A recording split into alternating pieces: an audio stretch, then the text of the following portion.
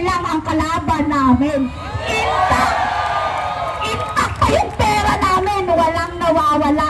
Ganyan kami sa Davao. Kasi pinalaki kami sa batas na makatarungan. Hindi kami lahat bayad. Totoo yan. Saka, ang galit lang kay Duterte, mga kasi ang ginagawa ni Duterte hindi para sa mga senior citizen, hindi para sa mga politiko, kundi para sa mga kabataan na lumaki ang mga kabataan na safe at magandang Pilipinas! Yan lang to. From Davao City, solid supporter, Duterte!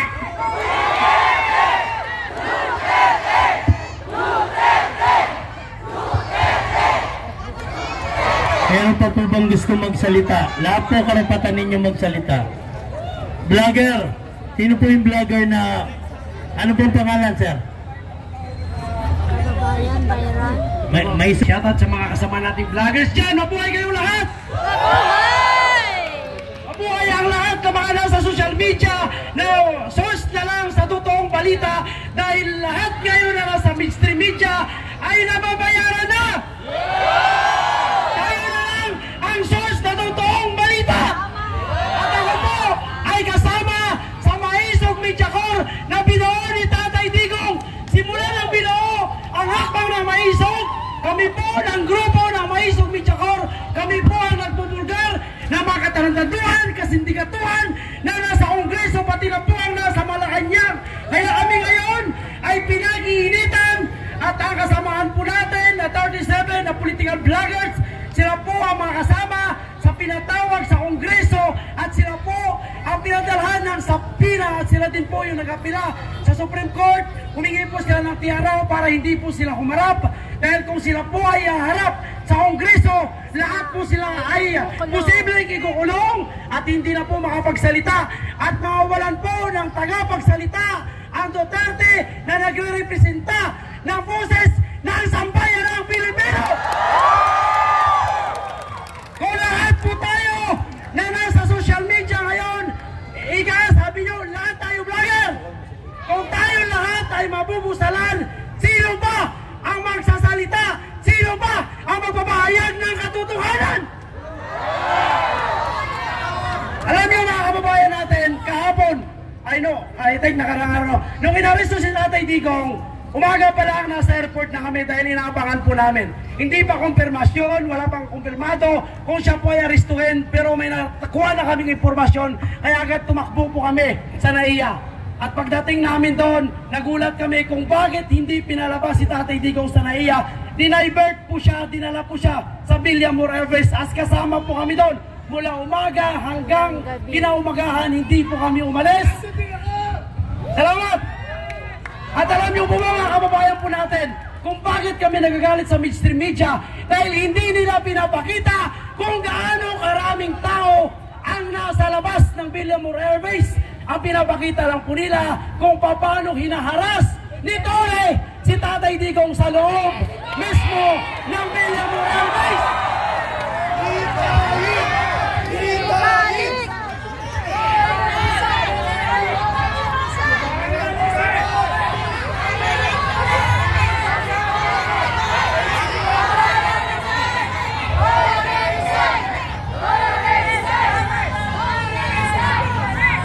Alam niyo mga kababayan natin, no? Alam natin na illegal po ang kanilang ginagawa. Una, pag-aresto kay Tatay Digong, sabi nila may warrant of arrest na. Pero wala po tayong nakikitang nagsisirculate na warrant of arrest mula sa ICC. Nilabas lamang nila ito kinabukasan. Nakakuha po kami ng kopya, ang tatak secret, putang inang yan. Pasensya na, pero kailangan natin magmura para ilabas ang tunay na galit ng tao bayan. Kaya kababayan! Pwede ba natin ituloy-tuloy yung ganitong klaseng kaganapan hanggat hindi po nababalik sa bansa natin na Pilipinas nating mahal, si Tatay Digong! Alam nyo, ang sabi sa amin, kayo mga political vlogger na naka-front kay Duterte, tahan-tahan lang kayo dahil kayo ang next target po nila.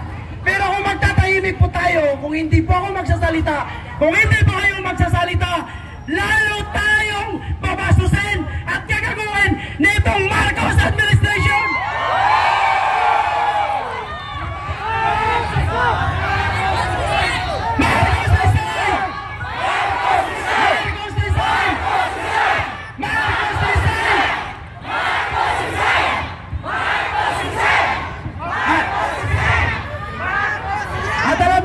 Kababayan natin, no? Inuuna nila si Tatay Digong at ngayon may nakapinding pa na impeachment para kay Vice President Sara. At ang ginawa nila kay Tatay Digong, alam naman natin kung sinong isusunod. Yung kanyang mga kaalyado at susunod nito ay si Vice President Sara o baka mauna pa si Vice President Sara. Papayag po ba tayo na ma-impeach?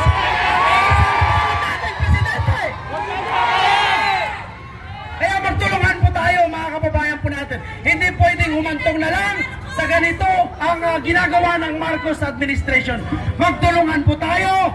Kaya sa mga kababayan po natin na nanonood ngayon, diyan sa lahat ng mga kapwa ko vlogger, social media influencer, content creator, ano pa ang inaantay nyo? Lumabas na kayo! Ipakita nyo ang inyong tapang at hindi tayo papayag na tayo po ay kinokontrol ng mga dayuhan. Yan po ang isa sa pinaglaban sa atin ni Tatay Digong. Hindi po tayo pro-China, hindi po tayo pro-Amerika, tayo po ay pro-Pilipino. Kaya hindi po tayo papayag na kontrolin ng ICC!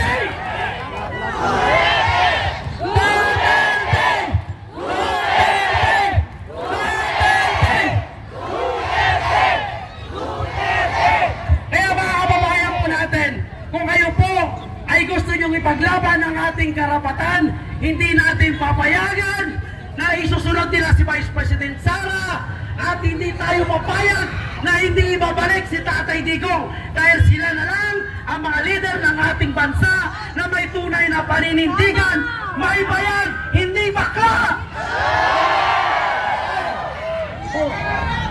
Hindi bangag! Hindi bangag! Hindi bangag! Putang ina kasi pagbangag, pagpagtripan ka, wala kang magagawa. Diba? Ay dito ang ginawa kay Tatay Digong, no? On the spot, kasi nakita niya kung gaano karaming tao ang nagsusuporta. Sa Hong Kong, nakita niya kung gaano karaming OFW ang sumusuporta. Nakita niya sa iba't ibang parte ng bansa na kapag dumating si Tatay Digong, grabe ang suporta ng taong bayan. Dahil si Digong lang, si Tatay Digong lang ang bumaba sa kanyang pwesto na may 90% na pagtitiwala na ibinibigay ang taong bayan. At hindi nila kaya gawin yan. Kaya sa mga taga-Pampanga, hindi po ako taga-Pampanga. Ako po ay from Bulacan, pero ako ay sinadya ko po ito. Kasama ko po yung vlogger ng Hakbang ng Maisog, Media Corps. Ate Milvin, nandyan, pakisubscribe na lang po. At ako si Kababayan Viral PH para kayo ay lagi updated sa atin, no? At syempre, kapag nandun po kayo sa ating channel, dapat tanggapin nyo na tayo po ay nagmumura. Dahil kung galit tayo, kagaya ni Tatay Digong, dapat magmura tayo! Diba? Kaya salamat sa lahat ng mga taga-Pampanga. Mabuhay po kayo!